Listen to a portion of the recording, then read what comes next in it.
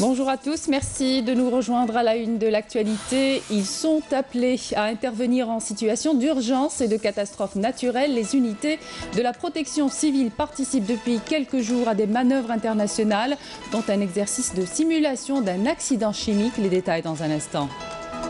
Un dossier agriculture dans cette édition pour parler du stage professionnel entre découverte de l'entreprise et mise en pratique des enseignements. On parlera également d'espaces pastoraux sahariens sous l'emprise de multiples contraintes. Et puis, à l'occasion du mois du patrimoine, des reportages à suivre dans cette édition sur des monuments et des vestiges d'une grande valeur à Skikda, une exposition au Musée national des Beaux-Arts d'Alger de 4 peintres turcs vous seront également proposés. Bienvenue à tous. Dans l'activité parlementaire, la tenue aujourd'hui au Conseil de la Nation d'une séance plénière consacrée au vote du projet de loi définissant les règles générales relatives à la poste et aux communications électroniques. Ce texte de loi adopté le 20 février dernier par l'Assemblée populaire nationale est venu adapter le cadre législatif et réglementaire au développement juridique et technologique, et ce 17 ans après sa promulgation et compte tenu de l'expérience acquise à travers son application. Et puis, à l'APN séance plénière consacrée aux questions orales avec à l'ordre du jour une quinzaine de questions adressées au Premier ministre, au ministre de l'Intérieur, des collectivités locales et de l'aménagement du territoire, des affaires religieuses et des WARF, des travaux publics et des transports, de la santé, de la population et de la réforme hospitalière, des ressources en eau et de l'habitat, de l'urbanisme et de la ville. Dans le secteur de l'habitat, la wilaya de Chlef a bénéficié d'un quota de plus de 112 000 unités jusqu'à fin 2017, principalement des logements réalisés dans le cadre du programme de logement public locatif, location-vente ou encore l'habitat rural. Reportage Jamila Moufer, commentaire Karim Haïfa. Avec un parc immobilier de 34 000 logements publics locatifs sortis de terre en à peine quelques années, Chlef fait partie des wilayas où les projets immobiliers poussent comme des champignons, touchant pratiquement toutes les communes de la wilaya.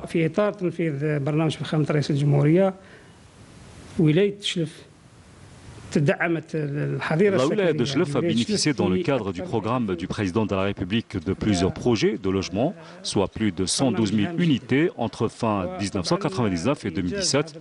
Un programme ambitieux réalisé à hauteur de 90%, avec des logements majoritairement de type socio-locatif qui représentent à eux seuls près de 34 000 logements, sans oublier bien évidemment le logement rural. Un intérêt particulier est accordé au logement de type AADL dans cette wilaya avec un programme de près de 9 000 unités en cours de réalisation. Nous avons un nombre important de logements déjà prêts, en plus de logements en voie d'achèvement, qui connaissent un problème d'aménagement des espaces extérieurs à cause de problèmes financiers qu'on vient de régler avec les parties concernées. Donc maintenant, le financement est assuré pour les chantiers prioritaires et on est là pour que les travaux s'achèvent dans les plus brefs délais.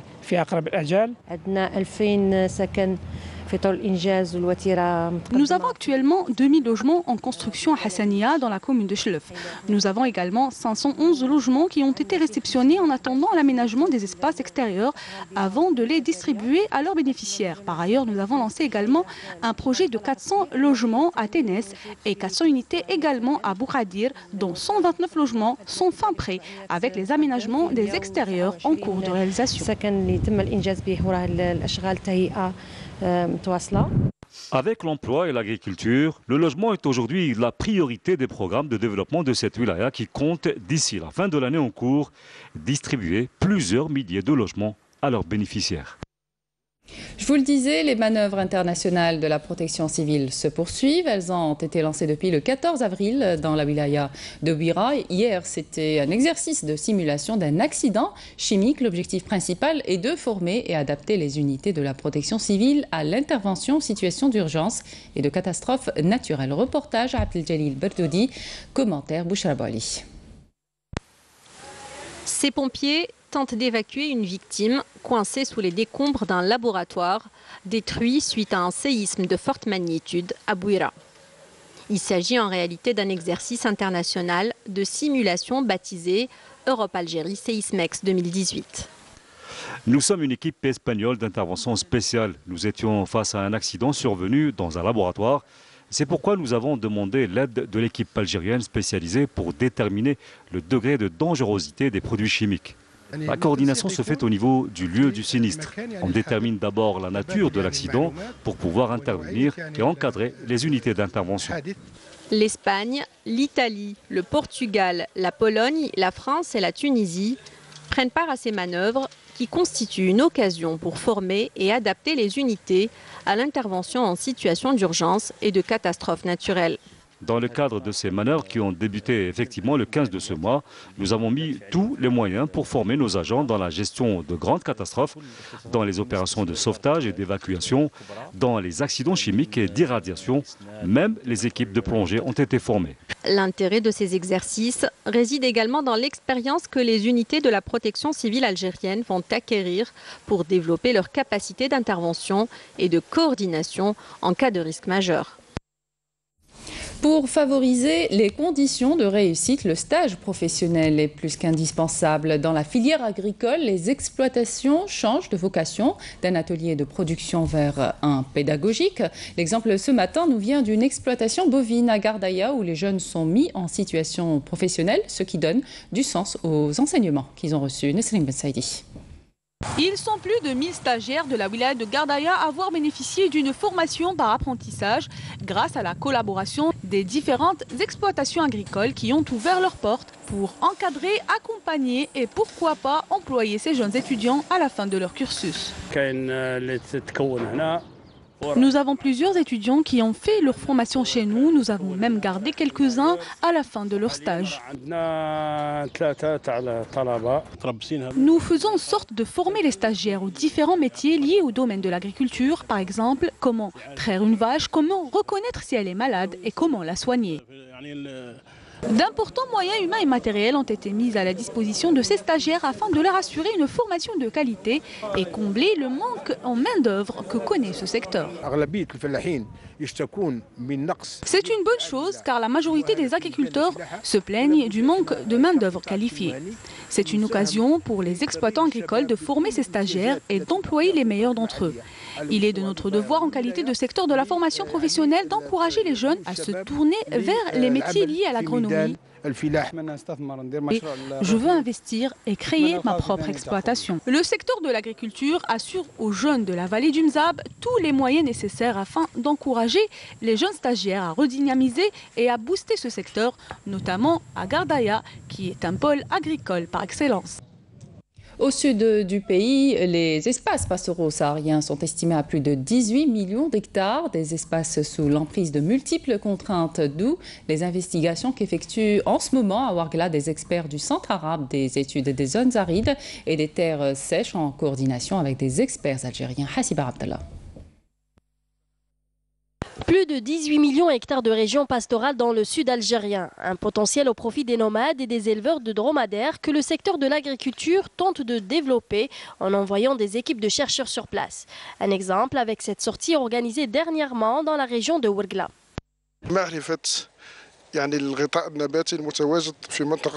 Nous voulons recenser les plantes de la couverture végétale existantes dans la région de Ouargla pour savoir comment la développer.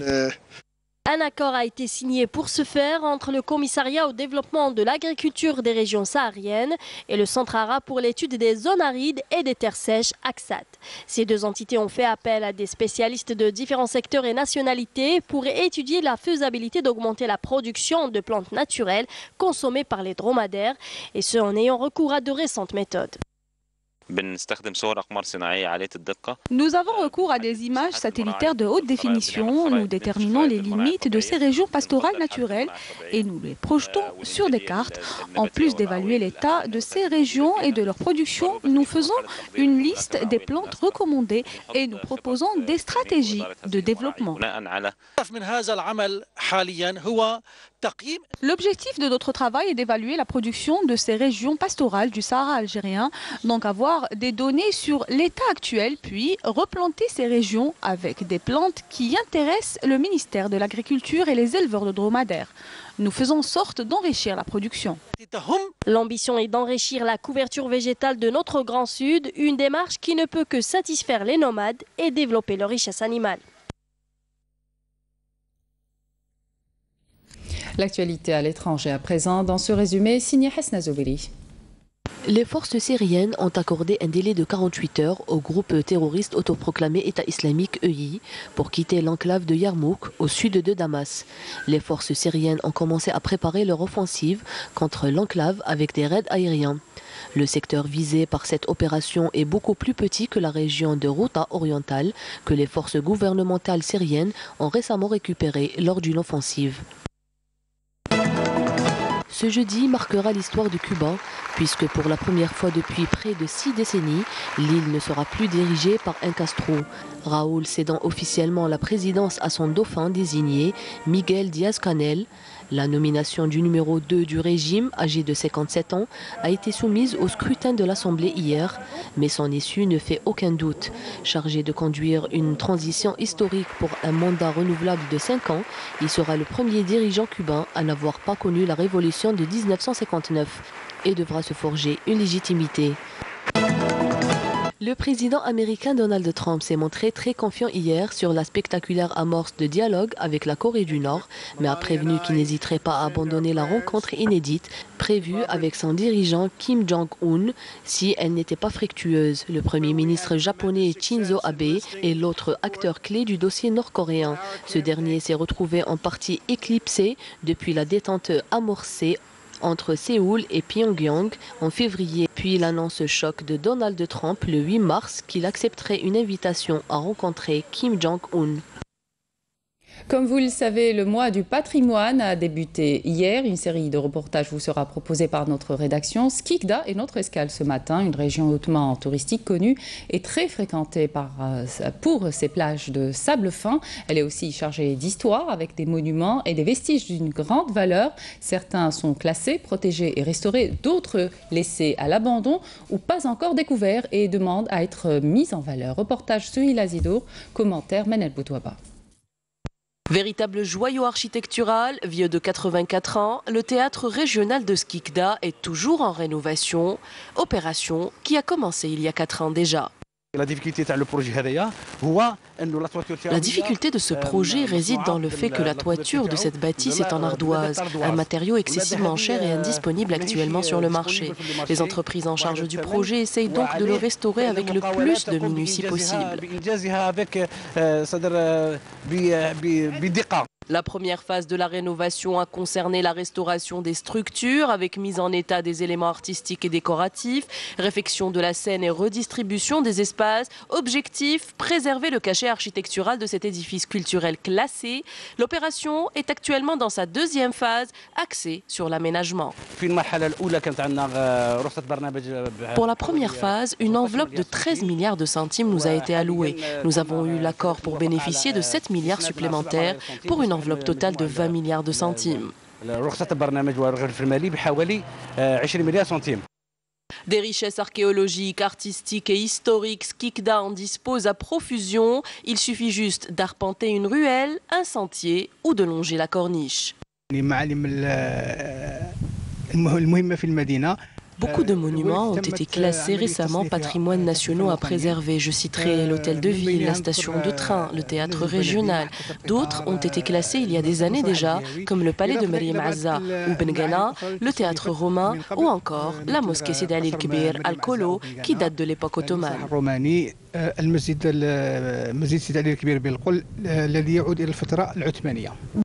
Sans oublier les vestiges enterrés dans la commune de Sebt et qui nécessitent des fouilles archéologiques. Les traces des civilisations qui se sont succédées ici sont innombrables. Beaucoup sont encore dissimulés dans les plaines et les montagnes, témoins du passé prestigieux de la région.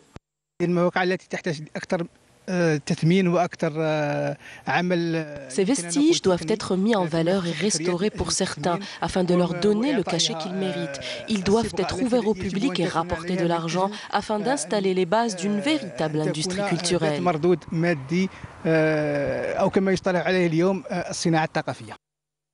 Ces vestiges résistent encore au temps, à l'oubli et à l'incivisme, pérennisant l'histoire de cette région. Mais jusqu'à quand ? Autre escale, Mila et son plan de restauration. Une partie de la ville renferme entre autres la mosquée Sidi Ghanem, une mosquée à l'architecture particulière qui serait la plus ancienne mosquée en Algérie. Reportage Saïda Mayouf. Au cœur de la vieille ville de Mila et dans l'enceinte du musée à ciel ouvert, un site archéologique inestimable, se trouve la mosquée Sidi Ghanem, bâtie selon les historiens sur ce qui fut une basilique byzantine.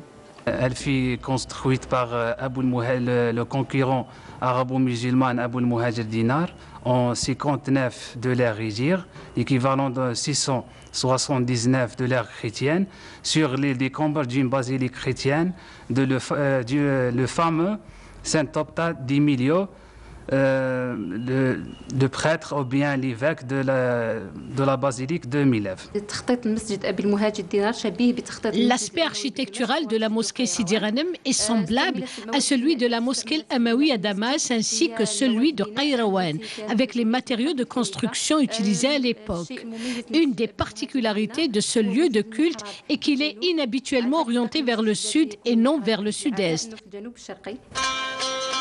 Cet ancien lieu de culte colonne reposant sur des plinthes carrées à la toiture en tuiles rouges a défié les aléas du temps et reste un témoin probant d'une civilisation antique. L'heure est à présent à la restauration. Cette borne minière indique qu'il y avait une voie faite par les Mileviens, mais il faut payer l'argent pour utiliser cette voie de longueur de 3 km. Sous l'autorité de l'empereur kaiserien Adrien Antonin, Augustus est le pieux, le père de la patrie. Donc, vecti galli rotari signifie que l'impôt sur le roulage, donc cette borne minière, elle était comme un guichet pour payer les frais de l'utilisation de cette voie milevienne. L'effort de l'État, il est plus que visible par les inscriptions d'opérations de restauration, de réhabilitation aussi. Donc, je disais, la mosquée Sidi Ghanem fait partie. Donc, elle a une opération inscrite d'un montant de 140 millions de dinars, dont l'étude elle est déjà attribuée. Et une fois terminée, donc, les travaux de réhabilitation et de restauration débuteront une fois toutes les conditions réunies. Cet endroit a fait l'objet des travaux d'urgence en 2012 pour surtout le confortement de l'édifice. La mosquée d'Aboul Muhajir Dinar, construite à l'aube de l'islam et ceinte d'un impressionnant mur aux 14 tours de guet, est aujourd'hui un édifice phare de l'antique Milève, un patrimoine à préserver contre toutes sortes de dégradations. Peinture pour terminer avec l'exposition de 4 peintres turcs qui ont investi l'espace de bronze du Musée national des beaux-arts d'Alger, des œuvres aux techniques et aux styles variés, allant de l'expressionnisme au symbolisme en passant par des tendances abstraites. Reportage Yazid Mahidine. L'artiste peintre Ayşegül Poroy revient au Musée national des beaux-arts accompagné de 3 grands artistes peintres turcs, des œuvres titillant nos émotions et forçant l'admiration.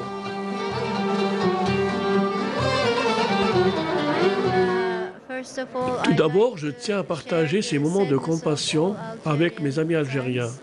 C'est une chance pour moi de revenir une deuxième fois pour exposer en Algérie.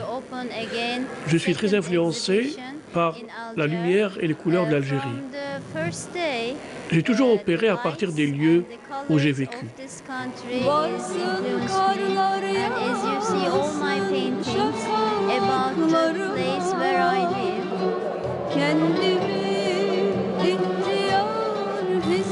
Au cœur de la salle des bronzes, le couple Pekmezdi ont emprunté des sentiers d'un art en perpétuel mouvement.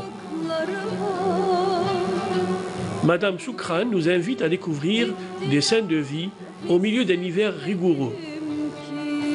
L'arbre des vœux inspire l'artiste et nous charme avec des tableaux éloquents.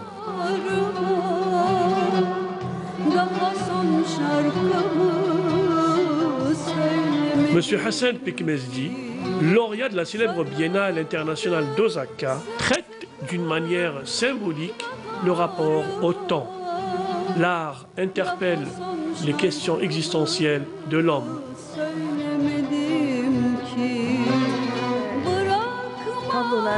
Avec la neige et l'arbre à vœux, elle voulait expliquer la cérémonie, la tradition de certaines jeunes filles en Turquie où elles n'ont pas vraiment à qui parler et qu'elles s'adressent et qu'elles en parlent de leur plainte à cet arbre en accrochant cette foulard, ce morceau de tissu et que cela fait parler avec le vent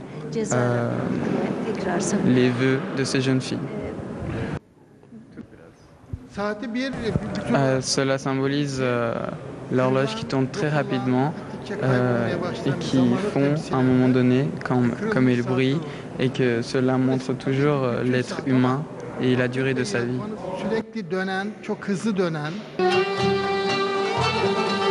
L'art turc contemporain nous a révélé une palette de formes et de couleurs qui foisonnent. Les grosses pointures de l'art turc interpellent le beau qui est en nous. Voilà qui termine cette édition. Merci de votre attention. Tout de suite, les prévisions météo avec Mina Abed. Excellente suite des programmes sur Canal Algérie.